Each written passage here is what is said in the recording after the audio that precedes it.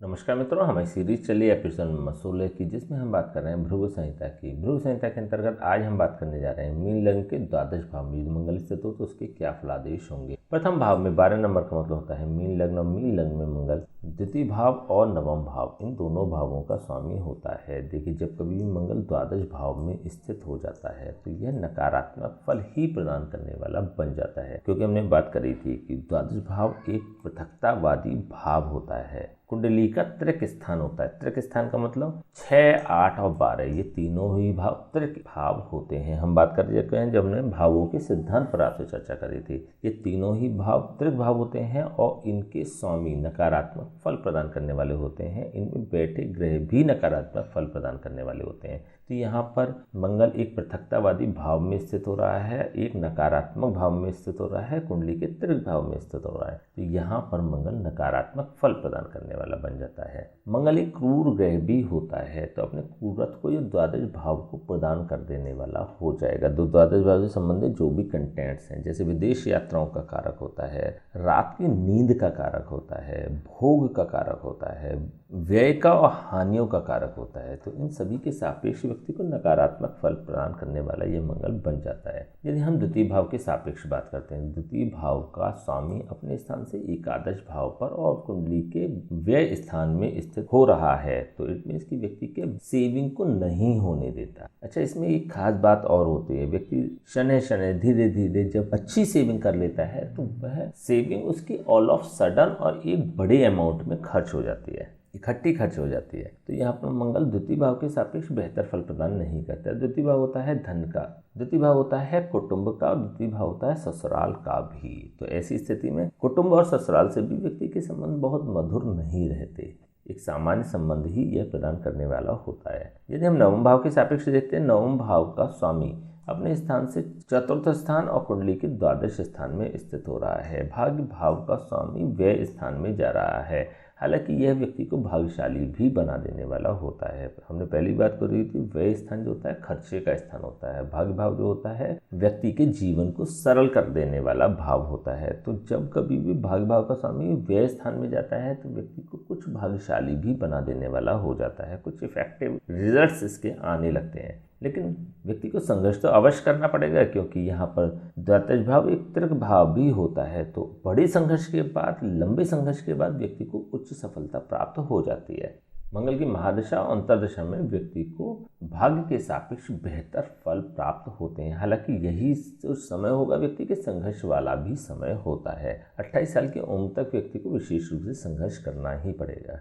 यदि हम इसके कारकत्व की दृष्टि से देखते हैं तो मंगल होता है तृतीय भाव का कारक और षष्ठम भाव का कारक। तृतीय भाव के सापेक्ष ये मंगल दशम स्थान पर स्थित हो रहा है। मेहनत, पुरुषार्थ और परिश्रम का भाव होता है तृतीय भाव, और जब इसका कारक द्वादश भाव में स्थित हो जाता है तो व्यक्ति की मेहनत, परिश्रम, पुरुषार्थ को कम कर देने वाला हो जाता है। तो व्यक्ति को कुछ समय तक संघर्ष करना पड़ सकता है, उसके बाद उसका जीवन कुछ सरल हो जाता है, बेहतर हो जाता है। देखिए, जब भी हम कुंडली का अध्ययन करते हैं तो हमें उस व्यक्ति के सापेक्ष ही उस कुंडली का अध्ययन करना होता है। जैसे जब जिस भी व्यक्ति की कुंडली होती है, हमें ये भी देखना होता है कि उसका बैकग्राउंड क्या है, उसका पारिवारिक बैकग्राउंड क्या है, उसके आधार पर उसकी ग्रोथ होती है। मान लीजिए कि यह कुंडली किसी ऐसे व्यक्ति की है जिसके पिता एक रिक्शा चलाते हैं, तो अब आप समझिए कि पहली बात तो उसकी बैकग्राउंड आप देखिए कि उसके पिता एक रिक्शा चालक हैं और उसकी बैकग्राउंड बहुत ज़्यादा स्ट्रॉन्ग पोजीशन में नहीं है। तो जब यहाँ पे ग्रोथ की हम बात करते हैं, जब तरक्की की बात करते हैं या बहुत बड़ी तरक्की की बात करते हैं, तो हमें कंपैरेटिवली वही रेशो भी देखना पड़ता है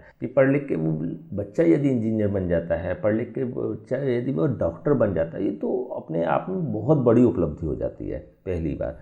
दूसरी बात, मान लीजिए ये ऐसे व्यक्ति की कुंडली है जिसके पिता करोड़ों का बिजनेस करते हैं, तो यदि उसमें हम बेहतर स्थिति की बात करते हैं तो वहाँ पर इस व्यक्ति की जो ग्रोथ होती है वो कई करोड़ की भी हो सकती है, क्योंकि यहाँ पर हम जब कंपैरिजन करेंगे उसकी पारिवारिक पृष्ठभूमि से भी करेंगे। जब हम यहाँ पर कंपैरिजन करेंगे तो उसकी व्यक्तिगत स्थिति से भी हम करेंगे। आज वर्तमान उसकी स्थिति कैसी, जब उसका जन्म हुआ तब उसकी स्थिति कैसी थी, और वह ग्रोथ करेगा या वह डाउनफॉल में जाएगा, ये डिसाइड करता है। मान लीजिए नुकसान भी होता है तो व्यक्ति को नुकसान होता है, तब भी उसको लाखों तो होंगे उसके पास, और रिक्शे वाले के बेटे की यदि कुंडली है तो जब उसको नुकसान होगा या उसकी बेहतर स्थिति हम प्रेडिक्ट नहीं करते हैं तो शायद उसके पिता रिक्शा चलाते हैं तो उसको रिक्शा भी नसीब ना हो। तो यहाँ पर जब भी हम प्रेडिक्शन की बात करते हैं तो हर लिटरेचर में लिखा हुआ, हर ऑथेंटिक लिटरेचर में लिखा हुआ है कि देश, काल और पात्र, इन तीनों का विचार अवश्य करना चाहिए। ठीक है, तो हम बात कर रहे थे तृतीय भाव के सापेक्ष कम मेहनत में व्यक्ति को बेहतर रिजल्ट्स प्राप्त हो जाएंगे। यदि हम छठे भाव के सापेक्ष देखते हैं तो छठे भाव का कारक अपने स्थान से द्वादश स्थान पर स्थित है। ये भी एक बेहतर स्थिति होती है। छठा भाव होता है रोग ऋण और शत्रुओं का कारक भाव। इसका स्वामी जो द्वादश भाव में पृथकतावादी भाव में बैठ जाता है, त्रिक स्थान में बैठ जाता है, रोग ऋण और शत्रुओं का नाश कर देने वाला ऐसा मंगल बन जाएगा। इसके अलावा भी जब हमने लघु पारिश्री आपसे बात करती तब एक चर्चा और भी करी थी कि जब कभी 6, 8, 12 भावों का संबंध, इट मीन्स कि त्रिक भावों का संबंध त्रिक भावों से ही बन जाता है, 6, 8, 12 भावों से ही बन जाता है, तो ये एक विपरीत राजयोग का निर्माण कर देने वाला हो जाता है। तो यहाँ पे एक विपरीत राजयोग का भी निर्माण हो रहा है, लेकिन यहाँ पे हम कारक की बात कर रहे हैं, स्वामी की बात नहीं कर रहे हैं। यदि छठे भाव का स्वामी द्वादश भाव में बैठता तो और बेहतर रिजल्ट प्रदान कर सकता था, लेकिन यहाँ पे कोई कारक की बात कर रहे हैं तो एक सामान्य स्थिति से बेहतर स्थिति इस व्यक्ति को प्राप्त हो जाएगी। एक विपरीत राजयोग का निर्माण करने वाला ऐसा मंगल बन जाएगा, या फिर कह सकते हैं विपरीत राजयोग का नहीं तो विपरीत राज जैसे योग का निर्माण कर देने वाला बन जाएगा, विपरीत राजयोग के से फल प्रदान कर देने वाला बन जाएगा। चलिए हम बात कर लेते हैं इसकी दृष्टियों की। मंगल की 3 दृष्टियां होती हैं, चतुर्दृष्टि, सप्तम दृष्टि और अष्टम दृष्टि। चतुर्दृष्टि से ऐसा मंगल तृतीय भाव को देख रहा है, सप्तम दृष्टि से ये मंगल छठे भाव को देख रहा है और अष्टम दृष्टि से ये मंगल सप्तम भाव को देख रहा है। हमने बात करी थी मंगल की जो चतुर्दृष्टि होती है वह सुख प्रदान करने वाली होती है और सुरक्षा प्रदान करने वाली होती है, जो तृतीय स्थान पर पड़ रही है।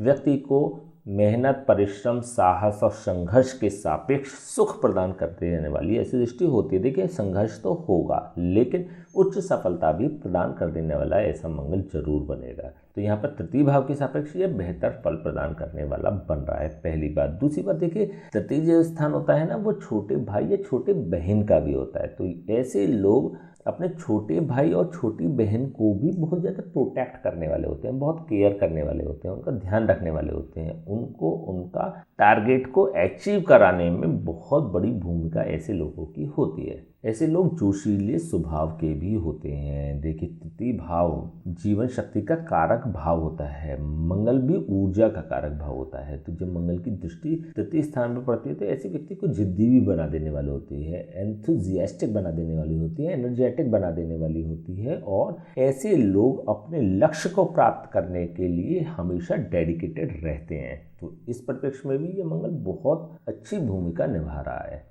मंगल की यहाँ से पूर्ण दृष्टि छठे भाव पर पड़ रही है, रोग, ऋण और शत्रुओं का नाश करने वाली ऐसी दृष्टि बन जाती है, क्योंकि द्वादश भाव एक पृथकतावादी भाव होता है, एक नकारात्मक भाव होता है। नकारात्मक भाव से बैठकर जब मंगल छठे भाव पर एक नकारात्मक भाव पर दृष्टि देता है तो सिद्धांत कहता है कि minus minus equal two plus. जब भी दो नकारात्मक ऊर्जाओं का टकराव होता है तो वहाँ पे से एक सकारात्मक, एक पॉजिटिव ऊर्जा का क्रिएशन होता है, एक पॉजिटिव ऊर्जा जनरेट होती है। तो यहाँ पर मंगल जब द्वादश भाव से बैठकर छठे भाव पर नकारात्मक दृष्टि देता है तो यहाँ पर एक शुभ फल प्रदान कर देने वाला ऐसा मंगल बन जाता है। अब हम बात करते हैं मंगल की अष्टम दृष्टि की।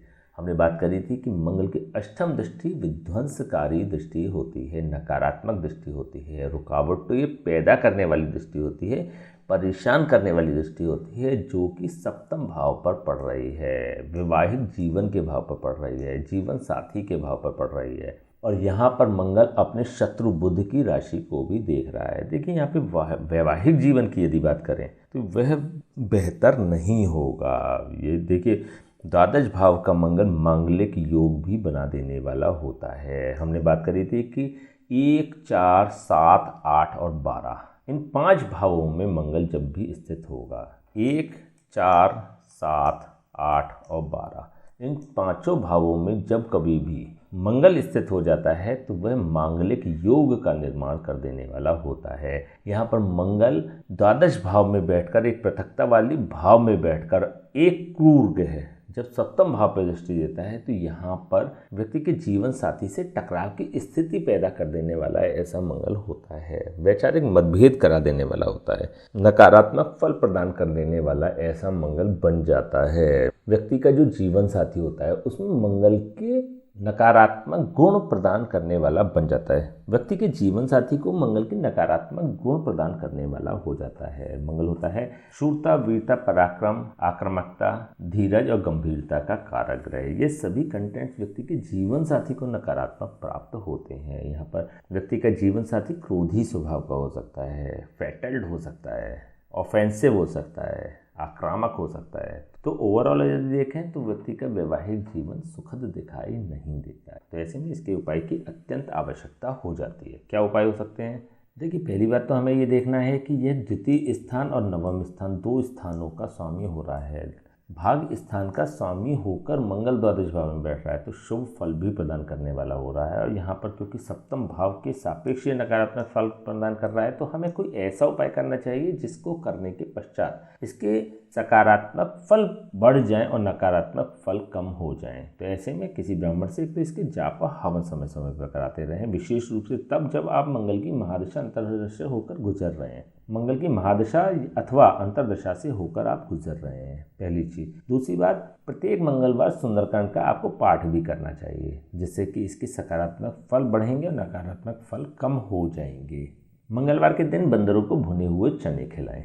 तो इन तीनों में से कोई से भी उपाय आप कर सकते हैं। यदि आप इनमें से कोई सा उपाय करते हैं तो यहाँ पर सकारात्मक फल बढ़ेंगे और नकारात्मक फल समाप्त हो जाएंगे। ठीक है, तो चलिए आज हमने बात की मीन के द्वादश भाव में ये मंगल स्थित हो तो उसकी क्या फलादेश होने। नेक्स्ट वीडियो हम बात करेंगे एपिसोड नंबर 17 की, जिसमें हम बात करेंगे बुध की। इसी के साथ एपिसोड नंबर 17 में हम बुध के 144 वीडियो आपको प्रदान करेंगे जो विभिन्न लग्नों के बारे में होंगे, विभिन्न भावों के बारे में होंगे, जिसमें हम उसका सूक्ष्मता से बहुत गहराइयों से विचार करेंगे। तब तक के लिए मैं आज्ञा दीजिए, नमस्कार।